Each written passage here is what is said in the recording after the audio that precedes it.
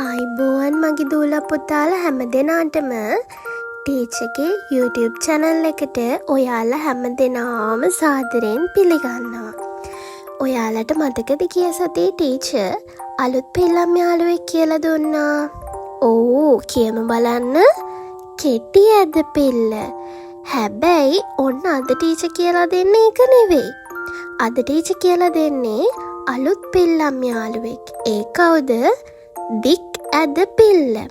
හරි, එහෙනම් චුට්ටක් අපි බලමු දෙකේ තේරුම කොහොම වෙන්න ඕනේද කියලා. දික් ඇද පිල්ල කිව්වම දික් කියන වචනෙන් ඔයගලන්ට මොකද්ද හිතෙන්නේ? ගොඩක් හැදෙනවා. හරි පුතා, හරි. ගොඩක් හැදෙනවා තමයි. එහෙනම් අපි හිතමු කොහොමද ගොඩක් හැදෙන්නේ? ඈ වෙන්න ඕනේ නේද? හරි, එහෙනම් ගිය සතියේ ටීචර් කියලා දුන්නේ ඈ. මේ සතියේ ටීචර් කියලා දෙනවා ඈ වෙන්න කොහොමද කියලා. හරිද? එතකොට ඔන්න එහෙනම් මගේ පුංචි පැටවු ටික පොතකුත් අරගෙන පැන්සලකුත් අරගෙන මේ පාඩම ඉගෙන ගන්න ලෑස්ති වෙමුද? හරි. එහෙනම් ඔන්න මාතෘකාව ලියන්න ඕනේ දික් ඇද පිල්ල කියලා. මොකද්ද ලියන්න ඕනේ? දික් ඇද පිල්ල කියලා ලියන්න ඕනේ. හරිද? එතකොට සමහර පැටවුන් මේ ටීචර්ගේ වීඩියෝ එකට අලුත්. එතකොට ඒගොල්ලෝ ටීචර්ගේ කලින් වීඩියෝ එක බලන්න ඕනේ. හරිද? බලලා ටීචර්ගේ මේ අලුත් වීඩියෝ එක බලන්න. එතකොට ඕගොල්ලන්ට නොතේරෙන තැනක් තිබුණොත් ඒක තේරෙවි. හරිද? එහෙනම් ටීචර් ඔන්න පටන් ගන්නවා පාඩම. මාත් එක්කම ඉන්න ඕනේ. ටීචර් අහන ප්‍රශ්න වලට උත්තර දෙන්න ඕනේ. හරිද? ඒ වගේම ඔයාලා ටීචර්ගේ YouTube channel එකට අලුත් යාළුවෙක් නම්, අලුත් පොඩිත් එක් නම් ටීචර්ගේ වීඩියෝ එකට like කරන්න, comment කරන්න අමතක කරන්න එපා. හරිද? හරි. ඔන්න එහෙනම් ටීචර් කියලා දෙනවා කොහොමද අපි දික් ඇද පිල්ල ලියන්නේ කියලා. ඔන්න ටීචර්ත් එක්ක ලියමු. හරිද? දැන් මගේ පුතාලට කිව්වනේ පැන්සලකුයි පොතකුයි අරගෙන ලෑස්ති වෙන්න කියලා. හරි. එහෙනම් ඔන්න අපි ලෑස්ති වෙමු. හරිද? හරි. දැන් දික් ඇද පිල්ල කියලා පාඩමේ නම ලිව්වනේ. හරි. දැන් ඔන්න පැන්සල අරගෙන බලන්න කොහොමද ටීචර් ලියලා තියෙන්නේ කියලා. කෙටි ඉරක් ඇන්දා, ආපහු කෙටි ඉරක් ඇන්දා, ආයෙමත් කෙටි ඉරක් ඇඳලා ලොකු බණ්ඩියක් ගත්තා. ඔන්න බලන්න ආපහු කෙටි ඉරක් ඇන්දා, ආපහු කෙටි ඉරක් ඇන්දා, ආයෙම කෙටි ඉරක් ඇඳලා ලොකු බණ්ඩියක් ගත්තා. බලන්න තේරුණාද? ඔන්න එහෙනම් ටීචර්ත් එක්ක ලියමු. කෙටි ඉරක් ඇන්දා, ආපහු කෙටි ඉරක් ඇන්දා, ආයෙම කෙටි ඉරක් ඇඳලා ලොකු බණ්ඩියක් ඇන්දා. ඕන්න බලන්නකෝ. ආයෙම බලන්න. කෙටි ඉරක් ඇන්දා, ආපහු කෙටි ඉරක් ඇන්දා, ආයෙම කෙටි ඉරක් ඇඳලා ලොකු බණ්ඩියක් ගත්තා. දැක්කද? ඔන්න ඕගලන්ට ටීචර් කියලා දෙනවා දික් ඇද පිල්ලට උගන්නන්න පුළුවන් සහ ඔයගලන්ට ලේසි පහසුවෙන් ඉගෙන ගන්න පුළුවන් පුංචි කවියක්. හරි, කියමුද බලන්න ටීචර්ත් එක්ක. කියමු බලන්න. දීර්ඝ ඇද යයි මගේ නම, උඩ සිට පහළට ලියවේ. කියන්න පුළුවන්ද ඔබට මා කවුදයි කියලා? හරි, කවුද එනම් මගේ නම? කියමු බලන්න. දීර්ඝ ඇදය, නැත්තම් අපි කෙටියෙන් කියනවා දික් ඇදය. very good. ඊළඟට කොහොමද යාව ලියවෙන්නේ? උඩ සිට පහළට. ටීචර් කියලා දුන්නා උඩ සිට පහළට. හරි. කවුද එනම් මෙයා? මේ යාළුවා කවුද? දීර්ඝ ඇදය. very good. හරි. ඊළඟට අපි බලමු ටීචර් කිව්ව උත්තරේ හරිද කියලාත් බලමුද? එහෙනම් ටීචර් ඉස්සෙල්ලා කිව්වා වගේ කෙටි ඇද පිල්ලෙන් ආපු ශබ්දෙ මොකද්ද?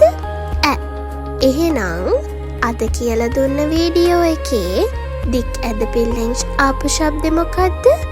ඈ. කොහොමද යාව අපි ප්‍රොනවුන්ස් කරන්නේ? ඈ කියලා. හරි. ඔන්න ඕගොල්ලෝ අපහු කියන්න ඕනේ මෙයාගේ ශබ්දෙ මොකද්ද? ඈ. කොහොමද ඒකයි කියන්නේ? ඈ. එයාව ගොඩාක් ඇදෙනව නේද? හරි. ඔන්න දැන් බලන්න ටීචර්ත් එක්ක දැන් ඕගොල්ලොත් මේ ටික කියවන්න ඕනේ. හරිද? ඔන්න ටීචර් දැන් දීලා තියන්නේ දික් ඇද පිල්ල මේ දීලා තියෙන අකුරු වලට. එහෙමත් නැත්නම් මේ ටීචර් දැන් ඕගලන්ට ස්ක්‍රීන් එකේ පෙන්වන අකුරු වලට. අපි දැම්මට පස්සේ කොහොමද ඒ අකුරු අපි කියවන්නේ කියලා. කියවමු බලන්න. ක නම් මොකද වෙන්නේ? කෑ වෙනවා. ර නම් මොකද වෙන්නේ? රෑ වෙනවා. ග නම් මොකද වෙන්නේ? කියමු බලන්න. very good. ගෑ වෙනවා. ස නම් මොකද වෙන්නේ? සෑ වෙනවා. ද නම් කියන්න බලන්න. දෑ වෙනවා. හරිම හොඳයි. ව නම් මොකද වෙන්නේ? වෑ වෙනවා. හරියට හරි. ඔන්න එහෙනම් ඔය අකුරු ටික ඕගොල්ලොත් පොතක් අරගන්න කිව්වනේ ටීචර්. අන්න එතන පුංචි නෝට් ඩවුන් එකක් කරගන්න ඕනේ. ඔන්න එහෙනම් ලියා ගන්න. හරිද? ඔන්න එහෙනම් ටීචර් ඊළඟ කොටසට යනවා. ඊළඟට දැන් පුතාලට මං කියලා දෙන්නේ දික් ඇද පිල්ල සහිත වචන. හරි. බලමු එහෙනම් දික් ඇද පිල්ල සහිත වචන මොනවාද කියලා. හරි. කියවමු බලන්න. ටීචර් තරු දාලා ලියලා තියෙනවා. පුතාලටත් කැමති නම් තරු දාලා ලස්සනට පිළිවෙලට ලියා ගන්න ඕනේ. හරිද? හරි. එහෙනම් ඔන්න කියවමු. පළවෙනි එක කියවමු බලන්න. කෑම. දෙවෙනි එක නෑම. තුන්වෙනි එක පෑන. හතරවෙනි එක බෑනා. පස්වෙනි එක නෑනා. හයවෙනි එක ගෑම.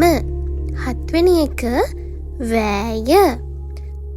අටවෙනි එක සෑය. නවවෙනි එක වෑවර. දහවෙනි එක කෑරලා. 11වෙනි එක ලෑල්ල. 12වෙනි එක නෑයා. හරි. ඔන්න බලන්න දික් ඇද පිල්ල සහිත වචන කීපයක් තියෙනවා. හරි. ඔන්න පුතාලා ඔය ටික බුක් එකේ ලියා ගන්න ඕනේ. හරිද? හරි. ඊළඟට ටීචර් කියලා දෙන්නේ පුතාලට දික් ඇද පිල්ල සහිත වැකි. හරි. ටීචර්ත් එක්කම කියවමු බලන්න. පළවෙනි වාක්‍යය ඉඳලා ඉත්තෑවා කැලෑවට ගියා. ඉත්තෑවා කැලෑවට ගියා. ඔන්න බලන්න ටීචර් ඒ වැකි කියවන සවුන්ඩ් එක ඕගොල්ලෝ හොඳට අහගෙන ඉන්න ඕනේ. හරිද? නෑනා කෑම හදනවා. රෑ කුමාරි මල් පිපිලා. මෑ වැල ළඟ කෑරලා. මාමා කෑගල්ලේ යනවා. කෑම ටික හරිම රසයි. මැතිව් ජෑම් හදනවා. සෑම් ලෑස්ති වෙනවා.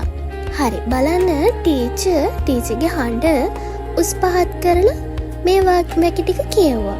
හරි. පුතාලට තේරුණාද? හරි. ඔන්න බලන්න පළවෙනි වාක්‍යයේ ඉඳලා ඉත්තෑවා කැලෑවට කියලා තියෙනව නේද? ඒ තමයි දික් ඇද පිල්ල තියෙන වචන. ඊට පස්සේ නෑනා කෑම. ඊට පස්සේ තියෙනවා රෑ. ඊට පස්සේ තියෙනවා මෑ. ඊට පස්සේ තියෙනවා කෑරලා. ඊට පස්සේ තියෙනවා කෑගල්ලේ.